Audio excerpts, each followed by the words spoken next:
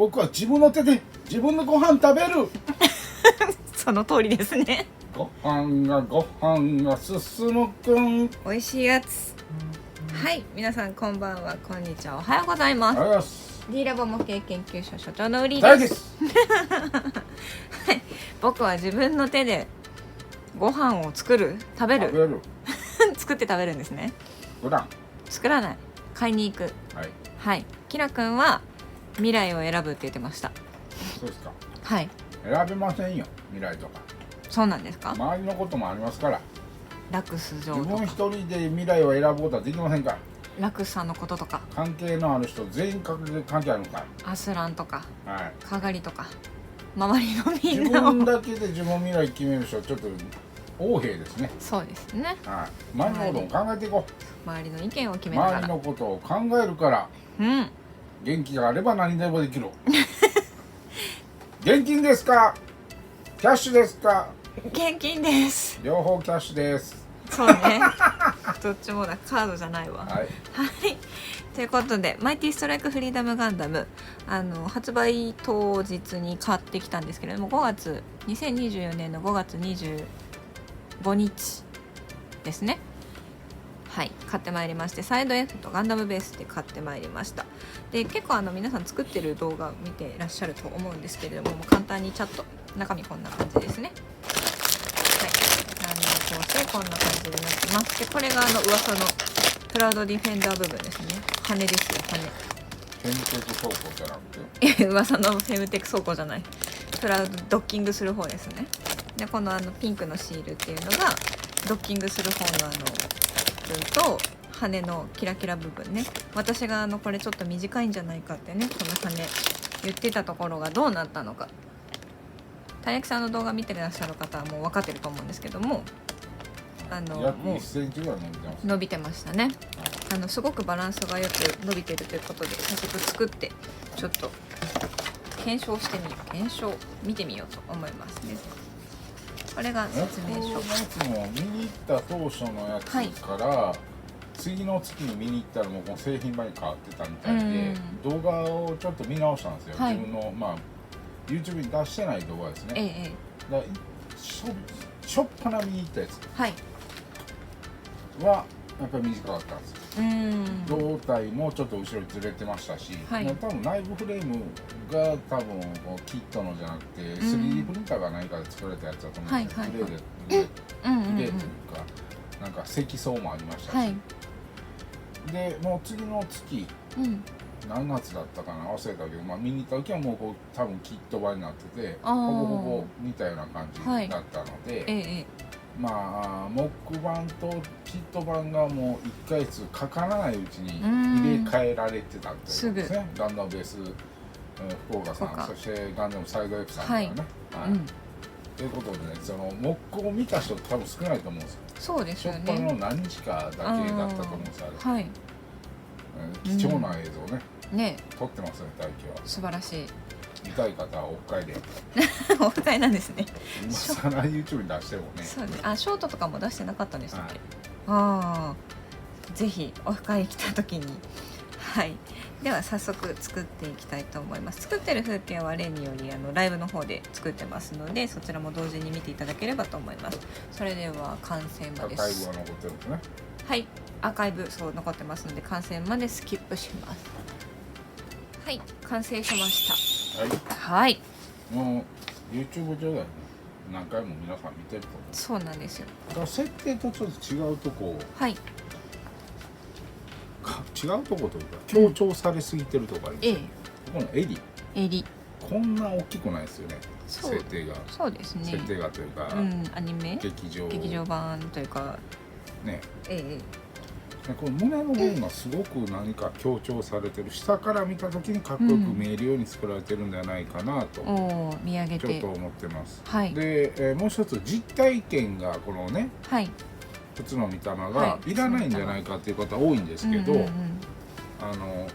対多数でキラ君は戦うことが多いじゃないですか。そうですね。今回映画でもやっぱりエネルギー切れっていうのを何回かしてるじゃないですか。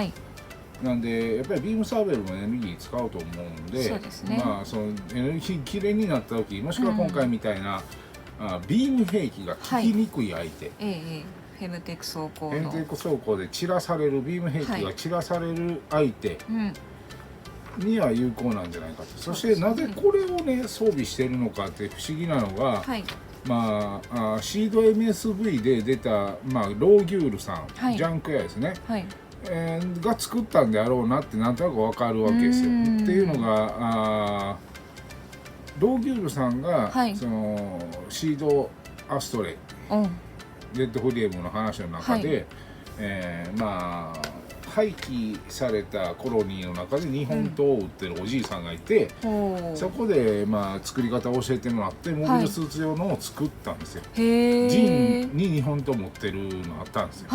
でそしてデスティニーでは、その日本刀を持ってるジンが、ユニウス7落下事件を起こしてますよね。でやっぱり何かそこら辺でどうなんだろう、日本刀作れる、日本刀っぽいやつを作れる職人さんが他にもいたのかなとは思うんですが、どう考えてもローギュールさん作ってますよね。その軸から言うとそうですよね。でローギュールさんはなぜそれを作ってるかっていうのはやっぱりアストレレッドフレームっていうね、機体のエネルギー切れを起こすので、ビームサーベルも使いにくいんですよっていう話なんですよ。でローギュールさんってエネルギーに敏感なんですね。エネルギーになんで、1本ぐらいは実体験持っとけということだと思います。なので多分その実体験っていうのは1対多数で、要するに長時間戦闘するキラヤマトに対してはいる装備なんではないかっていうのが体験の見解ですね。逆に、これいらないと思うんですよ、2丁。っていうのがつないで、大火力やりますよって言うてもお腹についてるじゃないですか、元々。そうですね。で、言えば、ライジングフリーダム、これより新型のライジングフリーダムは1丁しか持ってませんよね、ビームライフル。そうですね。なので大会も新型フリーダム、劇場には登場しなかった、新型フリーダムを妄想するんであれば、手足は多分ここら辺やと思うんですよ。新潟っていうかでライジングフリーダムちょっと出せますか。ライジングフリーダム、これたい焼きが塗装してるやつですけれども、動画作ってないんであれですけど、もう動画いいかなと思ってるんですよ。あれもう正直改造ここ細くしたりとか、いろいろしてますけど、ここアンクルガード細くしたりとか、いろいろしてますけど、いいかな。でこれ比べると、こっちの方が洗練されてる感じしません？胸の。そうですね。でここ意味ありげになんか横のこのなんかビョってね、ストレートもありますけど、このなんかサポートの倉庫みたいなのあるじゃないですか、横に。この横の部分ですね。ここにこんなん埋まるんじゃないかな、新型は。デザインはこちらに似てるんじゃないかな。これ手足がテスト用でこうなってるということは、何か負荷がかかりすぎて、関節が持たないとかあったんで、そこら辺を変更してテストしてたのかなってちょっと思うんですよ。大輝ラジコン屋さんでレースもね、メーカードライバーとしてレースしてましたので、遠心力がどんだけかかったらメーカーにどんだけ負担かかるかとか分かるわけですよ。もちろん、戦闘機ほどじゃないですけど、ラジコンもかなりスケールスピードでいうと600キロ700キロで走るものなので、大輝がやってるレースはね。なのでそれ考えると手足っていうのはすごく大事なのかな。逆に胴体っていうのは、テストであれば出力さえ出てしまえばいいのかなという感じで、これでテストしてたのかな。これ強奪事件があって装備変えられてますよね。壊れたんでちょっと変えましたみたいな感じでしたよね。なのでその壊れたんで変えた時に、新型フリーダム用の予備パーツで作られたんではないかと妄想します。で一番の要はもちろんドラグーンね、いろいろありますけど、大輝が一番注目してるドラグーンはこれなんですよ。このドラグーンシールドですよね。これすごい活躍するじゃないですか、で率先して新アスカもキラヤも使ってるじゃないですか。そうですね。ということは新型のものにはこれが装備されるんじゃないかと思うんですよ。でそういうのを考えて大気が改造しますので、はい、こう大気モデルその方も交互したいと。そうですね。ぜひとも。あともう一個いいですか。はい。ここの塗り分け大変って言うんですけど、別に大変じゃないですよ。普通にプラモを塗る人であれば普通に直線的なマスキングなんで、結構楽なんで、色を塗ろうかなって塗ったことないけど塗ろうかな、でもライジングフリーダム色塗るの大変だよってみんな言ってるからちょっと手が出ないなって思われてる方もしね、おられたらここ結構簡単なので色薄いところから塗っていけば大丈夫なんですけども、おすすめの塗り方はこっちの青を塗って、マスキングなしでフェアとここら辺だけ塗って、全体塗ってもいいですけど、で青をマスキングしてこの濃ゆい青を塗ってそこをマスキングして最後に白をサフェーサーホワイトサフェーサーかなんかで拭いてから白拭くと簡単にマスキングできますので、本当に手軽にできますんで、まあ怖がらずに塗ろうかなと思ってる方はやってみたら満足度が上がるんじゃないかと。そうですね。わいやす。でこの塗ってるライジングフリーダムはテスト用に塗ってるやつ、でもちろん本チャン用のライジングフリーダムって別に作ってて、そちらの方は調色したブルーを使うんですけども、これはミスターホビーさんクレオスさんから発売されてるライジングフリーダム用のブルーで塗ったんですけど、あまりにもヒロイックすぎて劇場版のやつだとちょっと緑入ってますよね。そうですね。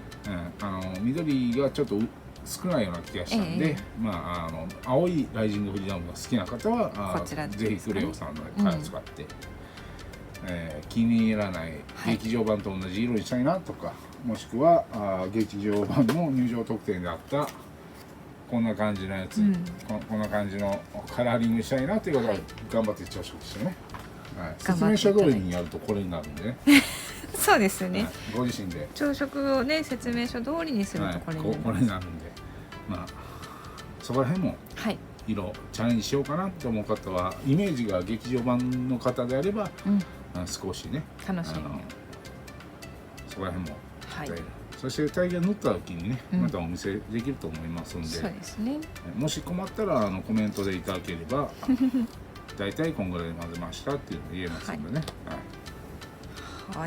ちなみにこう開いたらねこんな感じでピンクちゃん綺麗です。ちなみにこっちにつけますかそれ。つけますかね。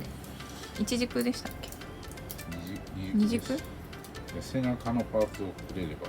背中のパーツ。これダメだ。色塗ってるから外れない。